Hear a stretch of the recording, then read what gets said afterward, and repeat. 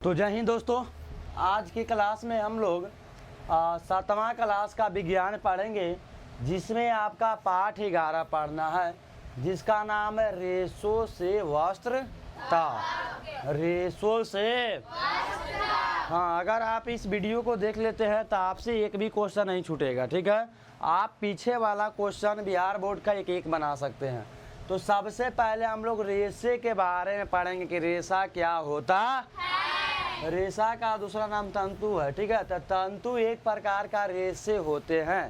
तंतु भी एक प्रकार का क्या है, जिससे तागे या धागे बनाए जाते हैं। अभी हम लोग पढ़ेंगे रेशों से वस्त्र तक।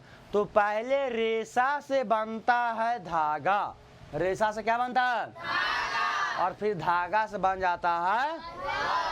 तो आपसे पूछेगा कि आप तंतु से आप क्या समझते हैं, तंतु किसे कहते हैं। तो बोलिएगा कि तंतु एक प्रकार का रेशे ही होते हैं। तंतु एक प्रकार का क्या होता है, जिससे तागा या धागा बनाया जाता। धागा नहीं देखे आप लोग कपड़े में, हाँ वही होता है क्या, रेशे। रेशे से बनता है तागा या। अब देखिए, यही तंतु दो प्रकार के होते हैं। तंतु के प्रकार के, या रेशा भी के प्रकार के। पहला प्राकृतिक तंतु और दूसरा। तो तंतु कितने प्रकार के होते हैं।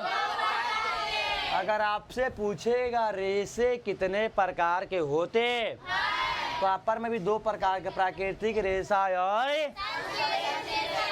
इसमें किसी कोई डाउट है, किसी को कोई डाउट है तो खड़ा होकर पूछिएगा। तंतु दो प्रकार के होते हैं, पहला प्राकृतिक तंतु और दूसरा। नाम है, देखिए प्राकृतिक तंतु को इंग्लिश में बोलते हैं नेचुरल फाइबर। नेचुरल, तब आप लोग बताइए नेचुरल जिसको आदमी बना सकता, वैसा तंतु जो हमें प्रकृति के द्वारा प्राप्त होती है, यानी कि पेड़ पौधे के द्वारा प्राप्त होती है या जीव जंतुओं के द्वारा प्राप्त होती है। तो वैसे तंतु को प्राकृतिक तंतु कहते। प्राकृतिक तंतु हो या प्राकृतिक रेशा हो, इसको आदमी कभी भी अपने से बना सकता। देखिए वही लिखा है, जो तंतु पादपों, पादप माने पेड़ पौधा, या जंतुओं से प्राप्त होते हैं, उन्हें प्राकृतिक तंतु कहते हैं। आप सोचने वाली बात है, क्या पेड़ पौधा को आदमी ने बनाया है? पेड़ पौधा तो प्राकृतिक है ना।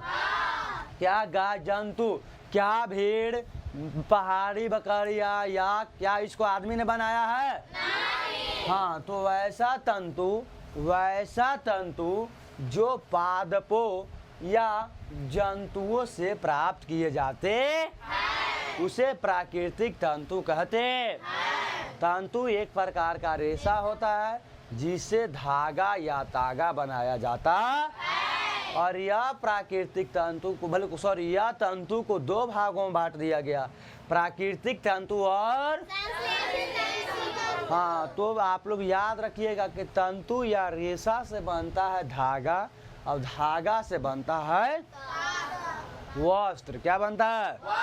अब देखिए, तंतु दो प्रकार का होता है, प्राकृतिक तंतु और। प्राकृतिक तंतु को इंग्लिश में बोलते हैं नेचुरल फाइबर। क्या बोलते हैं?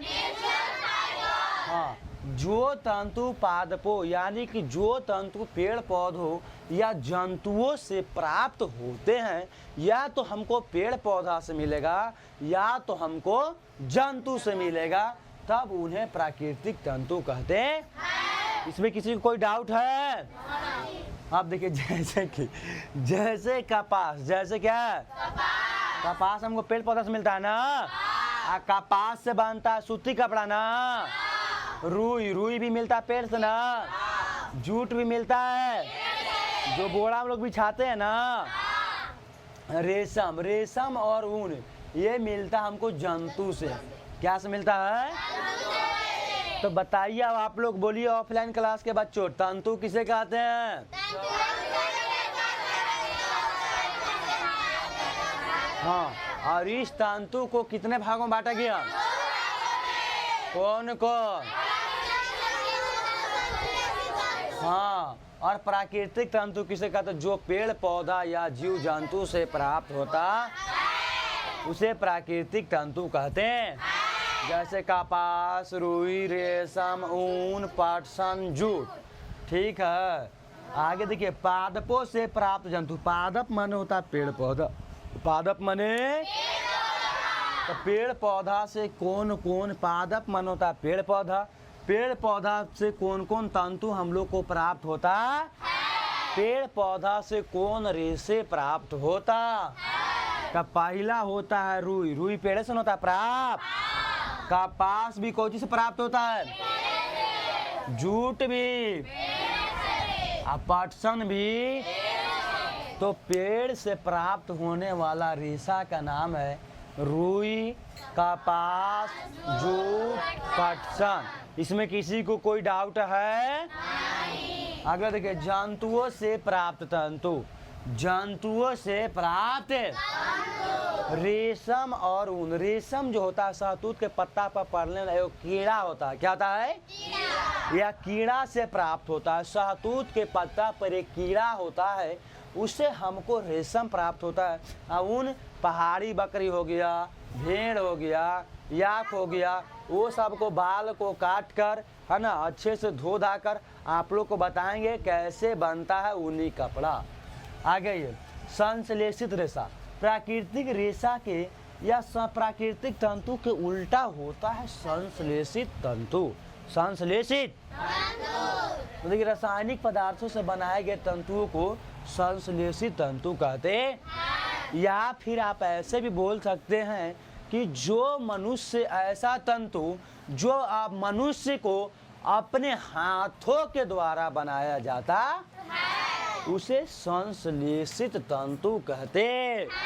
उसे कौन तंतु कहते हैं? या तो रासायनिक पदार्थ से मिलकर बने तंतु को, रासायनिक पदार्थ से मिलकर बने तंतु को संश्लेषित तंतु कहते हैं। इसका उदाहरण पॉलिएस्टर, नायलॉन, एक्रिलिक और रेयन। सब के बारे में 8वां क्लास में बढ़िया से पढ़ाएंगे। पॉलिएस्टर क्या होता है, नायलॉन क्या होता है, एक्रिलिक क्या होता है, रेयन क्या होता है। इसको संश्लेषित तंतु कहते हैं, या इसको मानव निर्मित तंतु भी कहते हैं। मानव निर्मित तंतु। तब आप लोग को एक बार रिवीजन करवा दें तो खास के बोलिए, तंतु किसे कहते हैं?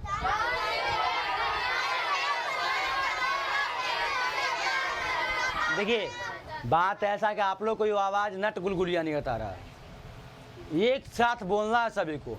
तो तंतु किसे कहते हैं? एक आवाज में।